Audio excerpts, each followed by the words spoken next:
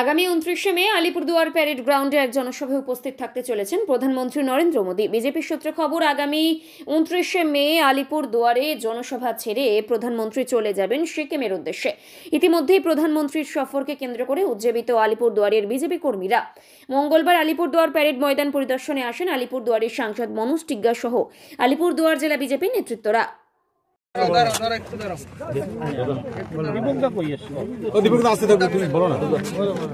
সকালে বলে দিলে আমি আসতাম না। হ্যাঁ দাদা বলুন, আজকে এই যে এখানে মাঠ পরিদর্শন করলেন, কি প্রোগ্রাম রয়েছে, কি কি হবে এখানটা যদি একটু বলেন, কিভাবে হচ্ছে, কত?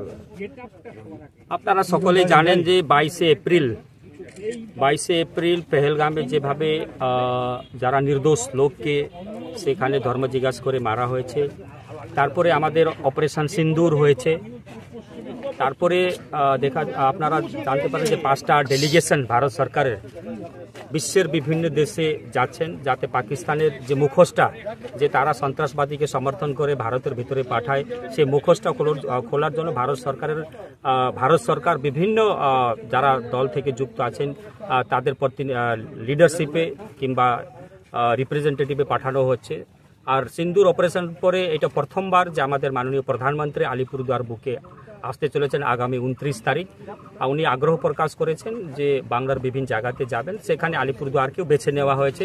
এটা আমাদের সৌভাগ্য। এর আগে আপনারা জানেন যে 2011 এবং 2016 সালে মাননীয় প্রধানমন্ত্রী মাদারিহাটে এসেছেন 2011 সালে। সে সময় তিনি গুজরাটের মুখ্যমন্ত্রী ছিলেন এবং 2016 সালে প্রধানমন্ত্রী ছিলেন। তারপরে প্রথমবার আলিপুরদুয়ার জেলা হওয়ার পরে আমাদের মাননীয় প্রধানমন্ত্রীর আলিপুরদুয়ার জেলায় আসার আগ্রহ প্রকাশ করেছেন। তাই আমরা আমাদের যারা নেতৃত্ব আছেন সকলেই মিলে আমরা মাঠ পরিদর্শন করছি, কোন জায়গাতে মঞ্চ করলে কিভাবে কি করলে যাতে সুন্দরভাবে মানুষ যাতে মাননীয় প্রধানমন্ত্রীর বক্তব্য শুনতে পারবেন এবং ওনার যে বার্তা থাকবে সেটা বার্তা নিয়ে বাড়িতে ফিরতে। দীর্ঘ প্রায় 10 বছর পরে আলিপুরদুয়ারে ফের আসছেন, কতটা আশাবাদী বিজেপি কর্মীরা? দেখুন, নিশ্চিতভাবে যখন আমাদের শীর্ষ নেতৃত্ব যে কোনো জায়গাতে যেন স্বাভাবিক কারণে একটা কর্মীদের মধ্যে উৎসাহ থাকে, তারা একটা আলাদা মাত্রা পায়। নিশ্চিতভাবে আমাদের এখনও আমরা বুথ পর্যন্ত পৌঁছাতে পারিনি, মণ্ডল পৌঁছাতে পারিনি। এই প্রথমবার কালকে আমরা একটা বলতে পারি যে কনফার্মেশন পেয়েছি যে আমাদের এখানে 29 তারিখ সভা হবে। তো নিশ্চিতভাবে যখন এই বার্তাটা বুথ পর্যন্ত যাবে, কর্মীরা আরও উৎসাহিত হয়, বেশি সংখ্যক আমাদের কর্মীরা আসবেন এবং এর প্রভাবটা 2026-এর মে মাস পর্যন্ত হবে, যতক্ষণ না রেজাল্ট বের হবে। এটা কি পাখির চোখ করেই লোকসভা বিধানসভা নির্বাচনকে পাখির চোখ করে কি সভা? দেখুন, আমাদের যখন লোকসভা নির্বাচন হয়েছে তারপরে আরও কয়েকটা জায়গাতে বিধানসভা নির্বাচন হয়েছে।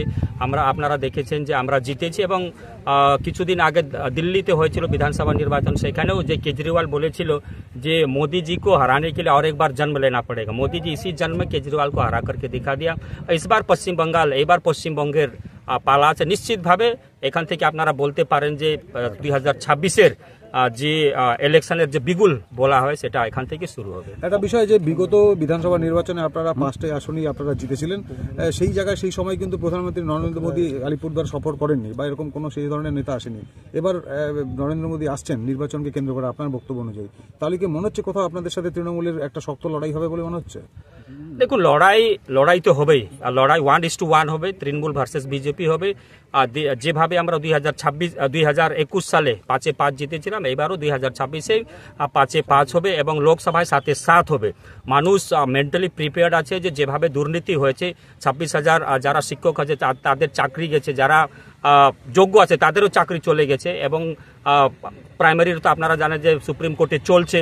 তারপরে বেকার যুবক যুবতীদেরকে আজকে পশ্চিমবঙ্গ ছেড়ে পরিযায়ী শ্রমিক হিসাবে আজকে অন্য রাজ্যে যেতে হচ্ছে। তো সামগ্রিক পরিস্থিতি নিয়ে, দুর্নীতি নিয়ে মানুষ অতিষ্ঠ আছে, তারা একটা পরিবর্তন দিকে তাকিয়ে আছে। নিশ্চিতভাবে এখানে কংগ্রেস এবং বামপন্থী তার বিকল্প হতে পারে না, একমাত্র ভারতীয় জনতা পার্টি পশ্চিমবঙ্গের বিকল্প হবে। কি দাঁড়াবে? দেখুন, চা বলয়ে যেভাবে 2034 সালে 34 বছরে বামফ্রন্ট চা বাগানকে শেষ করে দিয়েছে,